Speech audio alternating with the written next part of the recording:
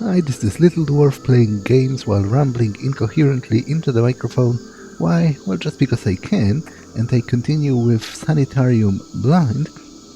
Now, last time I was trying to find a way through a wall in this office over here. This wall looks pretty badly damaged.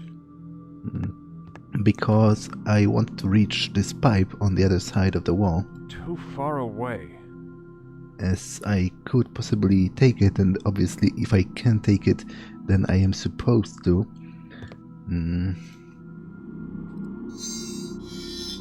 A monkey rat. Match it. A monkey. Oh, this isn't working. Oh, this isn't working. Oh. Iron bust of Morgan. Okay, so last time I was wondering if throwing the bust at the wall was such a good way of damaging it. Why didn't the protagonist do it over and over again until he broke through the wall? But apparently that's exactly what I am supposed to do. It's just that he doesn't pick it up by himself, and I didn't realize it was there because it was tipped over, and I only saw the back of it. Yes. So I smell gas. Must be an open valve nearby. So it almost, like from this angle, it almost looks like a folder file or something. So that's why I didn't notice it at first. Let's take the pipe. Can I pipe valve? Maybe open the valve? A gas pipe. A gas. But judging from the fact he commented on the smell, it's probably broken, so you can even hear the gas getting out. Can I fix it, maybe?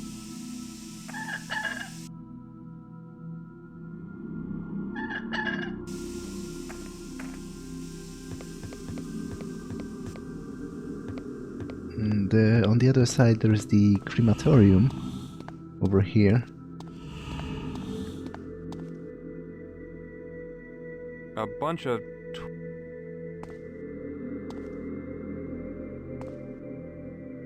how do I start up this gruesome thing? Aha.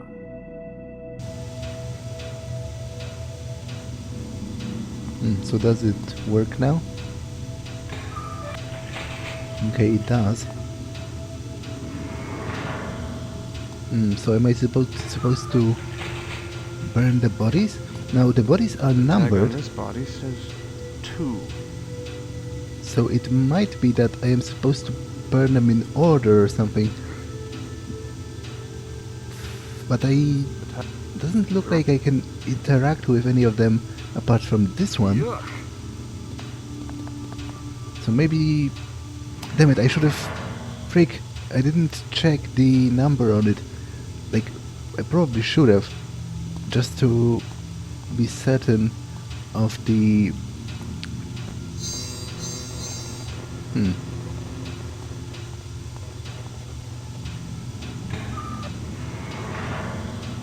Ugh. Hope this isn't anyone I know. A glass eye. Don't think the owner will miss it. A glass eye. Now, that's an interesting question. Would a glass eye even survive cremation? I somehow doubt it. Like, the temperature inside those cremation ovens is so great that I think it would have just melted it into nothing. Like, the point of melting for a glass isn't even that high. Like, glass, I'm pretty sure glass actually melts in just regular fires, you know, that start by accident or whatever. So, and such a cremation oven would have a much greater temperature than a naturally occurring fire. So the tag on this body says 2. That seems a little bit implausible to me. Now, the tag on this, there are no names on these tags. This just says 6. So what can I do with a glass eye, though? I'm not quite sure. The doors have frozen shut.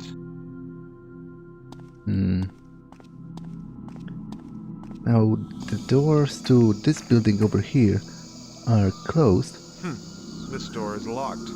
And I don't think I can... A monkey wrench. No, they're not a... I can't do that. I can't... Matches.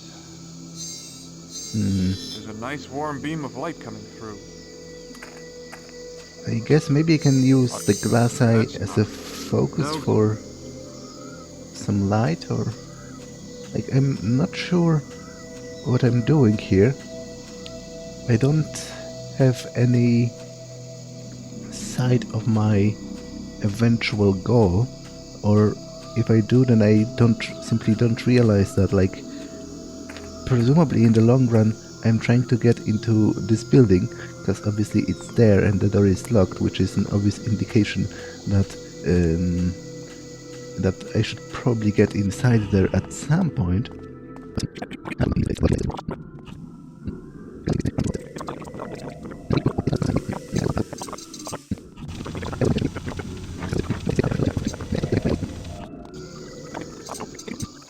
Okay, I'm a little bit stuck, but it isn't the first time, so maybe I can figure out something in the end. Now, I sure hope it isn't another one of those pixel hunting scenarios in which I'm just missing some very small objects on the ground or something like that, because that would surely be... Oh, there's some pipes here that I can... This pipe is cold. Interact with. Ow! Too hot to touch. Maybe I can... A monkey wrench. A monkey... Swap them or something.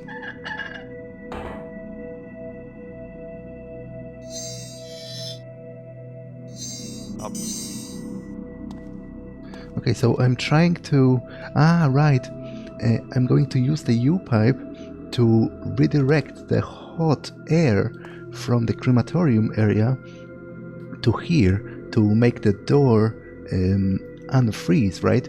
Although I've already been in this room, so I'm not sure what that would accomplish, but it's certainly better than... That ought to defrost this whole building.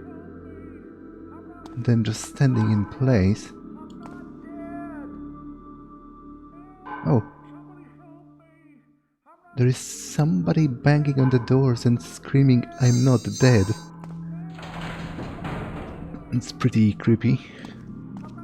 It feels much warmer in here. She's...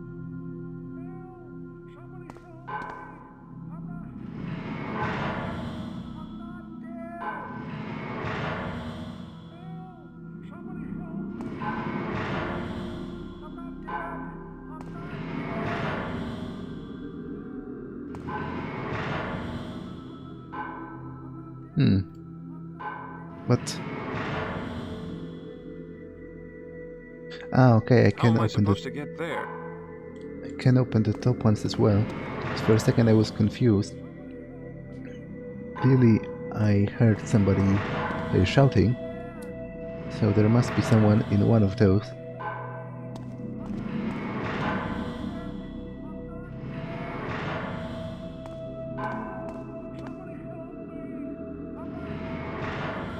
Someone's alive in there. An old man. He looks cold. Who are you? My name's Arthur. Arthur Patrick. Yes, that's it. What are you doing in the drawer? Last thing I remember, I was taking a nap in the courtyard, and then they were dragging me to some weird laboratory. On the rooftop? Could be. I don't know for sure. It was raining. I smelled blood. Dr. Morgan was there. He looked at me and said I was too damn old for his purposes, and I remember he was holding a human head. And then think I fainted. They must have thought I was dead. Next thing I knew I was in that drawer. It scared all to hell. Being in that drawer is enough to scare anyone. Darn right. Dark and closed in. Terrible cold. God, that awful scratching. Scratching? I thought it was him that was scratching on the walls because he's not dead, but apparently there's something else as well. Scratching? What exactly was it? Can't say for sure. Just remember hearing these awful screeching and scraping noises nearby. Nearby where? Outside? Yeah, it's kind of disorienting in there, you know. It sounded muffled, but I guess the sound was coming from another drawer. Oh, I guess it might have been me, actually. Because Max also woke up in one of those drawers in the beginning of this chapter. It was a bit chilly in there, wasn't it? Chilly? I damn near froze my ass off. Started to fall asleep. Must have dozed off until you came by. Did you turn up the heat? Yes, I did. Well, it's nice here now. Thank you, Sonny. Well, as nice as it can be when you're laying on a in a drawer intended for bodies. Morgan, he was holding a head? Sir, a stack of Bibles. I saw it. His arms were red with blood, and he was swinging around the head as he was talking, kind of gesturing with it, you know. He was really yelling at the two orderlies if some patient got loose or something. I don't know more than that, because I fainted dead away at that point. And I guess the patient that got away is me, right? Again. Now I will check all of the drawers again, just because I want to be certain that nothing appeared in them when he commented on the noise, because there is always a possibility that those are actually dead bodies, and I'm just hallucinating talking to them. Like for example, this woman, Max seems to be convinced that she was actually dead. So if it isn't real, then it might be sort of fluid in how it appears, you know. When I get new information, the world may actually change to reflect that, even though it wouldn't in reality. So how did that conversation help me, though? Like, I didn't receive any new items, and there isn't anything in the other drawers, so what was the purpose of opening this room again?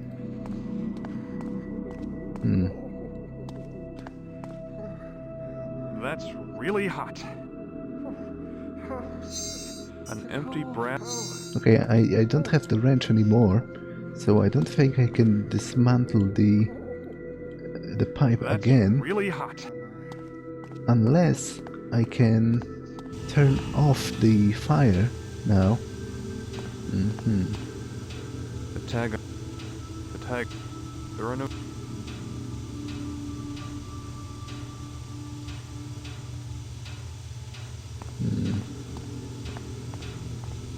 Like, I'm not sure why would I need the pipe anymore, but because I can interact with it, or at least force the protagonist to comment on it. Ow. It seems it might be important.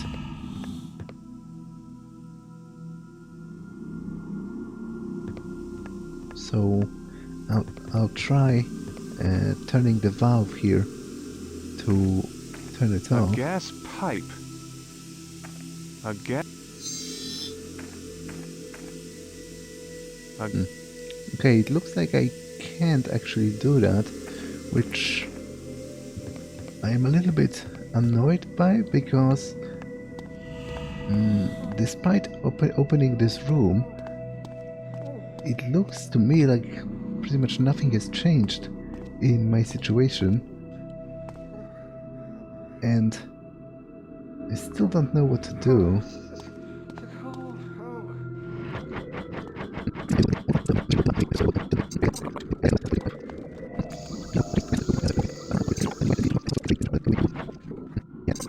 Now clearly something has to be important about either the bodies here with the numbers 296, or alternatively the pages mentioning the Aztecs here in the office.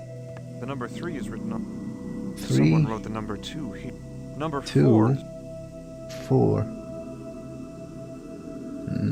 Now it almost looks like some of them might be missing, but I can't locate them in the office over here. I don't think, damn it, I didn't want to do that. Can't close the valve, so this location seems to be pointless at this point. I don't think any of the drawer numbers in the morgue correspond to the particular numbers.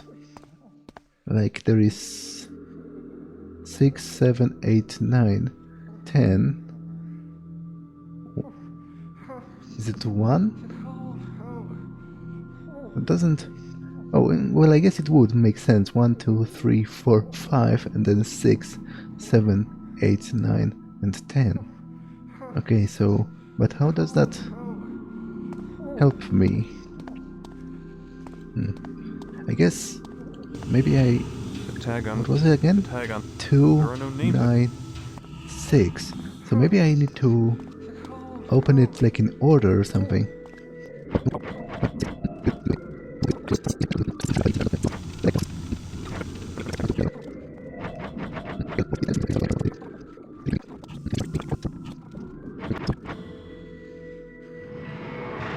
And 4.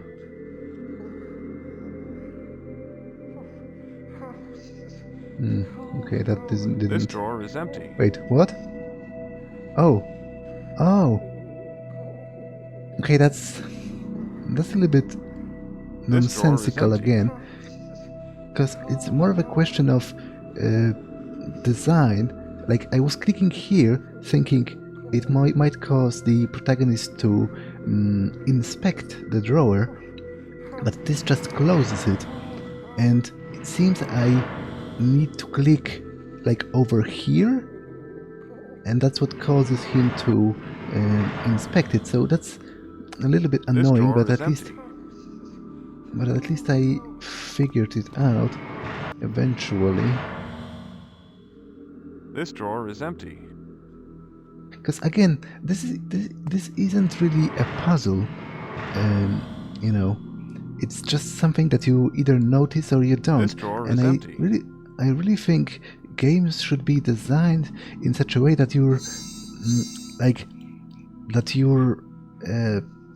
always aware of what you can do, and the problem should be how to do it, and not just the fact that you're, for example, unsure whether you can even interact with a particular object. That doesn't seem particularly fair as far as design goes. This drawer is empty. And it also isn't particularly fun to do. Like, just clicking on everything until you find something that you can click on isn't exactly a puzzle, as I already mentioned. There are scratches all over the inside. It's dark in here. I can't quite make out what these scratches are. Okay, but I do have the matches. These scratches don't look arbitrary. Was someone trying to communicate something?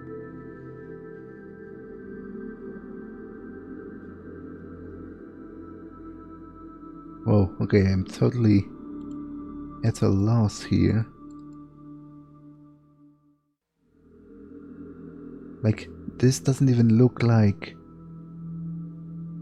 the English alphabet. Like, I guess some of the symbols might be somewhat similar to some letters. For example, this looks almost like an M, but most of them I don't really recognize.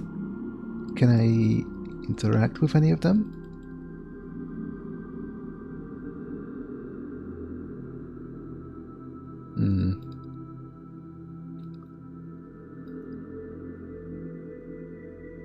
I'm not sure what's my active role in this particular puzzle, because it doesn't look like I can interact with any of the symbols. I'm clicking on everything and nothing's happening. Matches. A glass eye.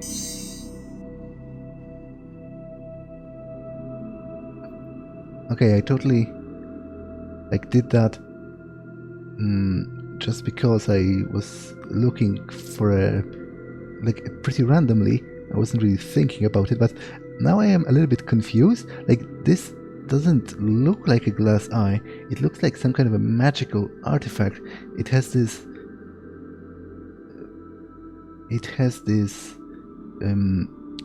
blue boundary. It's almost like I'm looking through a portal or something.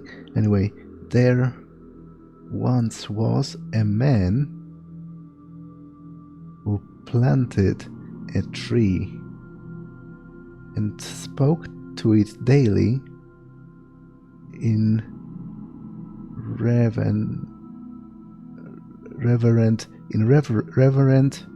rhymes before, and it's even blinking. I'm not going crazy, right? I'm pretty sure I saw it moving. You know, the blue boundary, it moved almost like it blinked.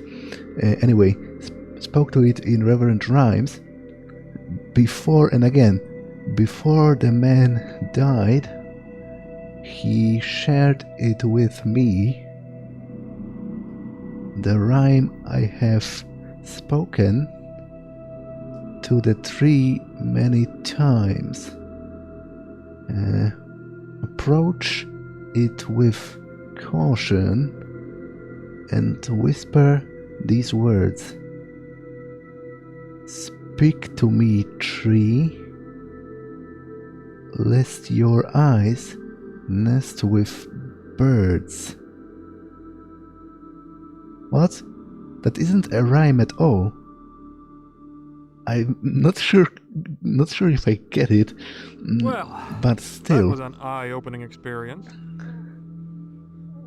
But still, there is this weird tree with like an eye on the outside, right? I'll just check the rest of the drawers to be certain before I leave here. This drawer is empty.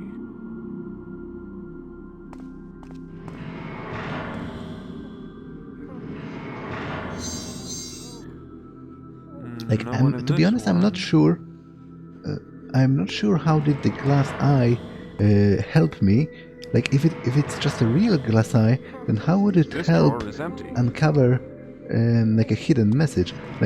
As I said, to me, it almost looked like some kind of a magical item more than anything else.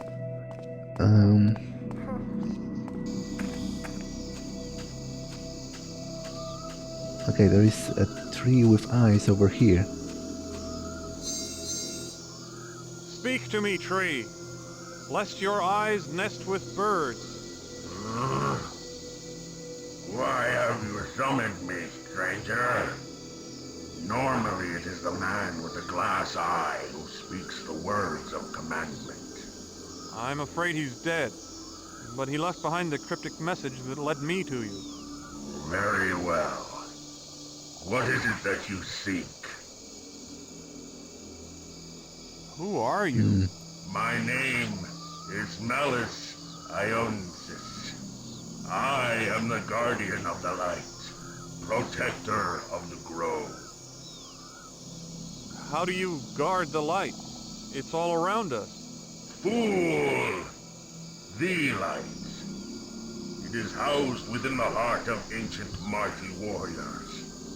They alone understand the true meaning of sacrifice. I don't understand. What do you sacrifice? Freedom, movement, growth. My limbs ache to stretch upwards into the nurturing sunlight. Yet I must remain steadfast, lest my trunk stray from its position in the grove.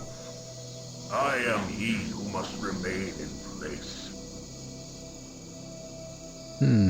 Now, I think it's the second time, or maybe even more than that, but it has been quite a long time, but there has been a mention of like ancient warriors in the beginning. One of the patients at the asylum in the first chapter was talking about how supposedly we're all spirits of ancient warriors, and now it comes back again.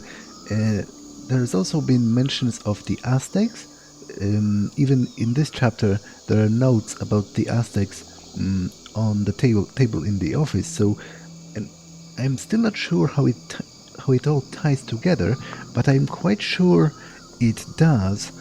Like even with the bug chapter with the Cyclops and the insectoids, it did eventually make some kind of sense to me as it related to Dr. Morgan's experiments. So I'm very curious to learn more about how it all Why fits must the together. grove be protected?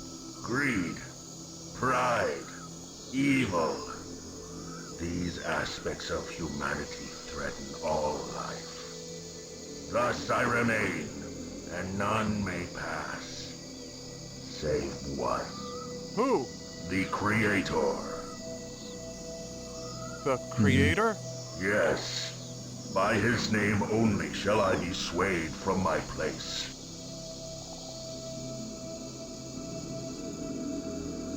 Strange place for such a thing.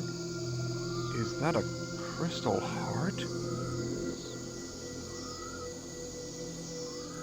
So I guess I'm supposed to learn the name of the creator of the grove, and then the tree will let me pass.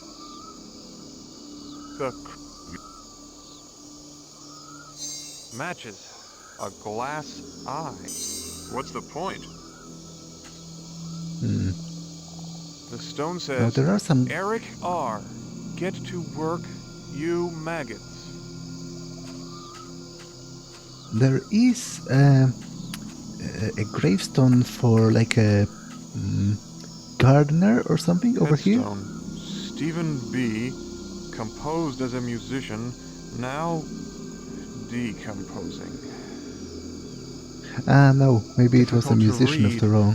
Isn't there an old trick about rubbing soot on worn carvings to make them legible? That's... What was I?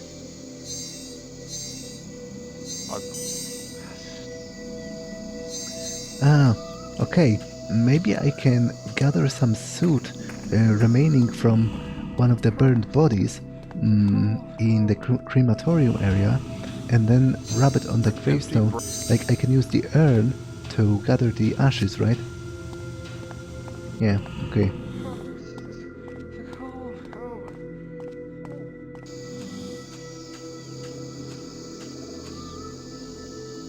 Matches. Brass urn. The ashes show faint scratches. A name. Paul Stark. So would that be him? But then how would the protagonist even know that? Like what differentiated that name from any other names? How can I be certain it is him? That kind of makes no sense. It's very gamey. In the name of your creator, Paul Stark, I command you to move aside. Paul Stark, the Creator. He who planted my seed and gave me life. In his name, I do as commanded.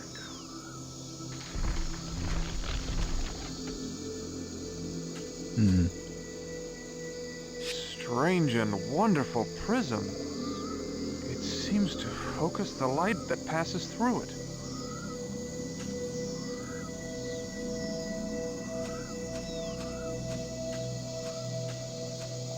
Okay, there is a beam of light over Strange. here. So maybe I can utilize this. The light! It's opening the door! Aha. Okay. Well, Max, I don't know how you Is that found Morgan? me, but you're too late. I'm leaving now, leaving you here with the rest of the dead people. Damn you, Morgan! Okay, he straight up disappeared. He like teleported or something. Statue of an He has a Aztec very warrior. interesting... It looks almost lifelike. Yeah, Aztecs again. Not quite sure how they fit into all of this, but I'm A certainly globe. eager to learn that. Pencil marks on Central America.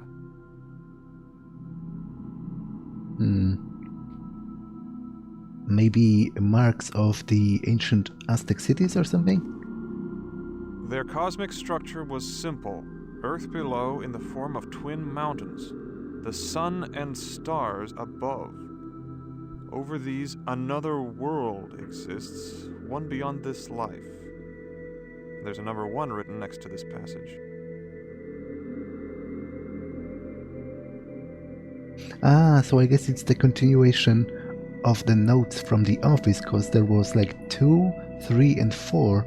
Or was it 3, 4? Anyway, 1 wasn't there. That's my point.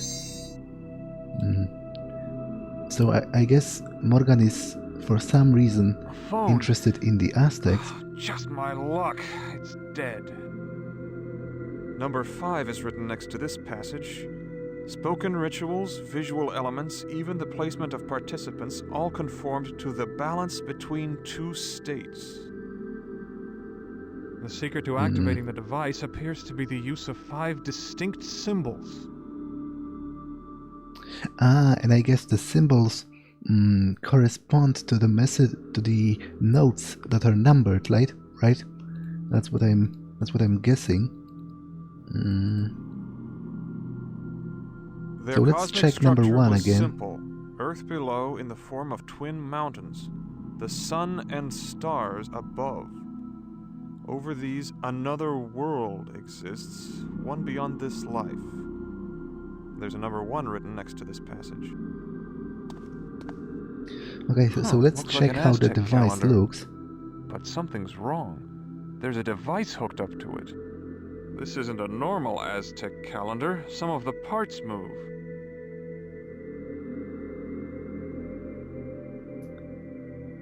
Yeah, there are 5 stages corresponding to the 5 to the 5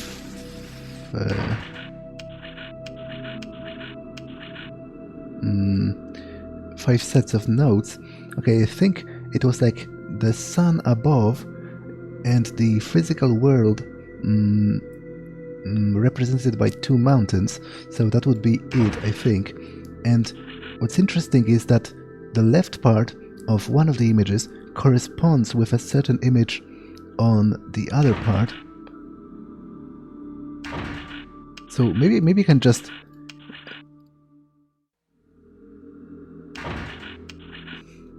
okay, but that isn't going to work, because that would leave me with 2 identical ones.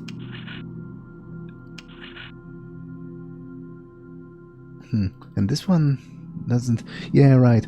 Okay, so I'm pretty sure about this one, but I need to go back. Number 5 is written next to this passage. Spoken rituals, visual elements, even the placement of participants, all conformed to the balance between 2 states. Balance between 2 states. This isn't That a... would be the last one. But I can't... It seems like I can't change the right position on this.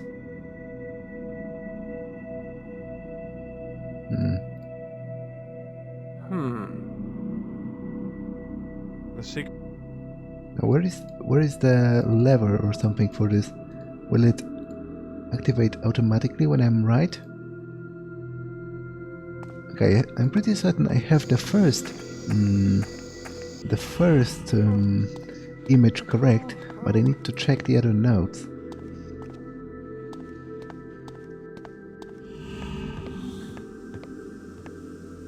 The number 3 is written on this page. In this carving, the sun in the valley represents a king on his throne. A small circle at the bottom of the hieroglyph symbolizes the king's subject and the world at his feet. Looks like there was a picture, but it's been ripped out.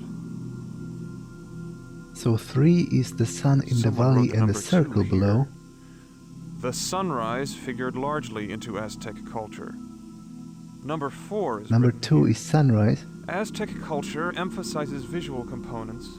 Thus, the image of an eye wide open is repeated often in wall carvings. And number 4 is an eye wide open, which is definitely something I saw in those.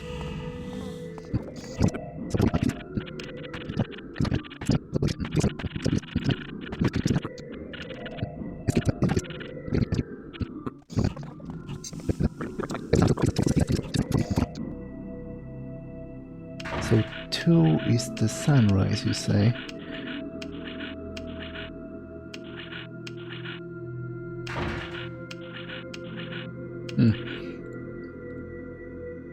Ah, okay, it matches here over as well. So 2 is the sunrise and 4 is the eye, right?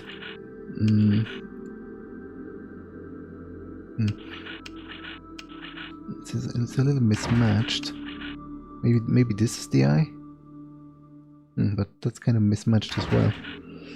And 3 was the sun in the valley. Okay, this has to stay like this, I think, because there is only one set that has the sun, I think, which is this one. And the sun has to be in the second picture. So this has to stay like this. And it said that it was the sun in the valley.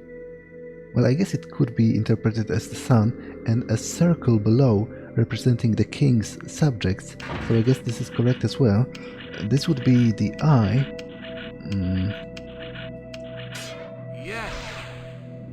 What the? Yeah, kind of my thoughts exactly. So apparently I'm an Aztec now.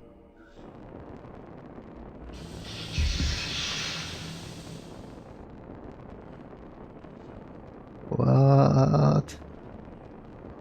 Okay, I think it's a good moment to end this episode. So I'm going to save.